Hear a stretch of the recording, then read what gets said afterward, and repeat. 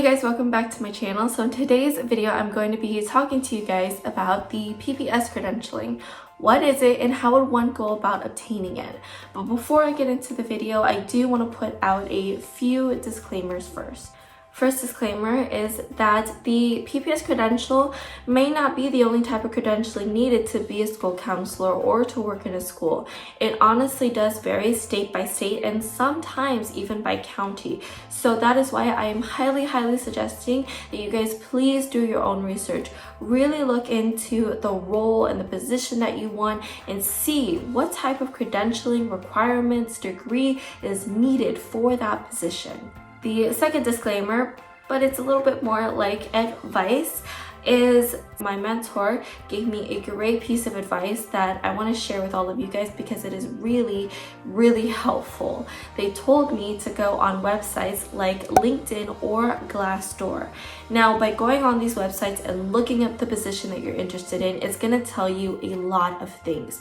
First thing, it's going to tell you how many of those positions are available in the county that you want to work in. If there's a lot, then your chances of getting a job in that county are very high. But if they're very low, if there's not a lot of positions available, then you may want to think about moving to a different county or at least working in a different county because getting a position there may be a little bit more difficult.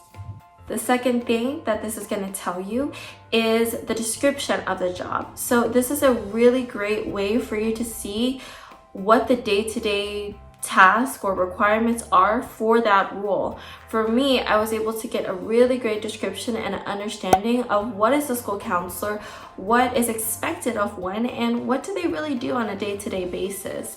You can all see this in the description. But if you go further down, it's also going to tell you the requirements, what type of degree you need, as well as what type of credentialing you may need as well. In my case, to be a school counselor in California, you most likely need a PPS credentialing. So I'm going to leave all of my links and resources as well as all of these disclaimers down below in the description box so that you guys can check them out at a later time. So I think that's pretty much it for the intro. Let's get into the video.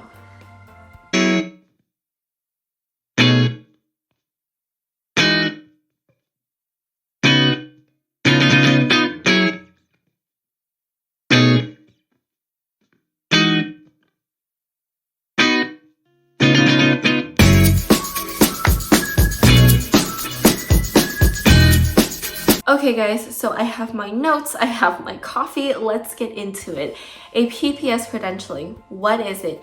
PPS stands for Pupil Personnel Service Credentialing, and this is the type of credentialing you may need to work as a school counselor or just as a counselor in general. And by that, I mean a couple of my colleagues who are college counselors needed a PPS credentialing. So again, please look into the position that you're interested in and see what type of credentialing you may need. You may need a PPS or you may need something else. Again, it just varies. Now, I work in California and for my field, I'm going to need a PPS credentialing. So now getting into the actual requirements for the credential.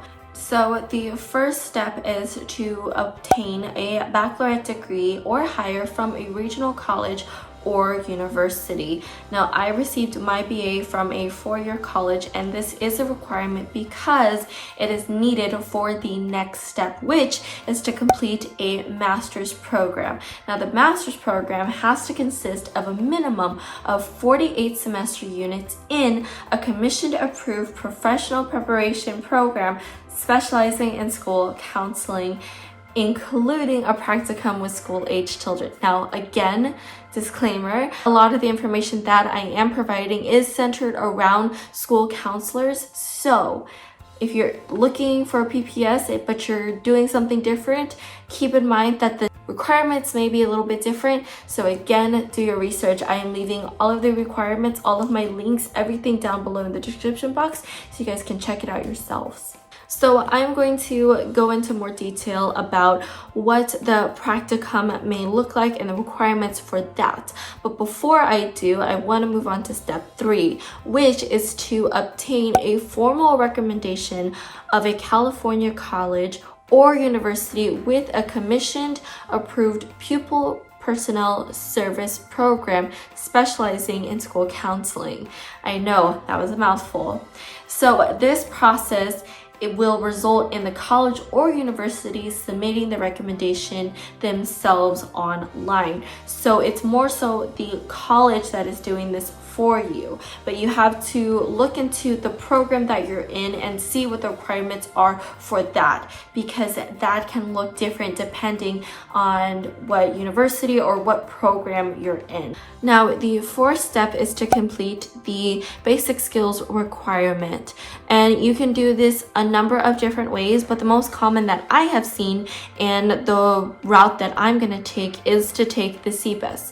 The CPS stands for California Basic Educational Skills Test, and you have to score at least 123 overall, and you have to score a 41 in each of the 3 sections, which is reading, writing, and math. Now, like I said, there are a number of ways to fulfill this requirement, not just by taking the CBUS. There's also like a choice with your SAT and ACT scores, but I don't have a lot of information on that, and that is why I'm going to leave all of that linked down below in the description box for you guys to check out as well. Okay, so the 4th requirement is to complete the live scan fingerprinting process. Now, in any case that you're going to work with school-age children, you will have to get fingerprinted. That's just a requirement, and not one that I'm complaining about, because it keeps our kiddos safe. So now this fingerprinting process, basically it's just a background check on you to see if you have any anything that may not make you suitable to work with children.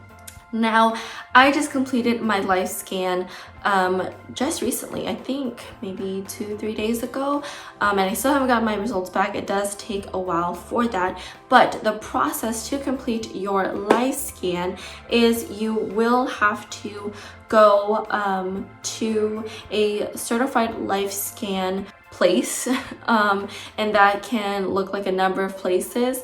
I got mine done at a UPS store, and overall the process, I want to say, was about, I think, $74, because it's $25 for the actual process itself, and then it's, I think, $32 for the DOJ, and then $17 for the FBI. So it does come out to $74.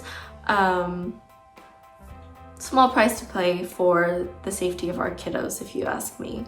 So, okay, so now getting into the practicum requirements for this credentialing. There is a lot of information here, so I am going to be reading it off a little bit just to make sure that I am giving you guys the correct information. So, the practicum candidates must complete 100 hours of practicum experience. And for fieldwork, candidates will have to complete 600 hours of fieldwork experience with a minimum of 200 hours at each level. At least 400 hours completed in a public school setting with 12 K to 12 pupils, and 150 hours devoted to issue diversity. This may be satisfied with up to 100 clocked hours in a diversity program, or with the development and implementation of a program that addresses diversity issues. And at least 50 clocked hours shall be with at least 10 pupils, either individually or in a group of a racial and ethnic background different from that of the candidate. So that was a lot, I know, but it's really important for you guys to make sure you know what type of credentialing you need and the requirements for it all when looking into a position. Okay guys, so that was a lot of information, I know. I hope you guys enjoyed this video. I hope you guys found it helpful, most importantly. And let me know in the comments down below if you guys have any questions, and I will try my hardest to answer them, or at least direct you to the right resource to get that answer. If you guys did find this video helpful, please leave a thumbs up. And if you ever want to see my face again, hit that subscribe button and the bell notification to get any updates when I post new content. And I will see you guys in the next video. Bye!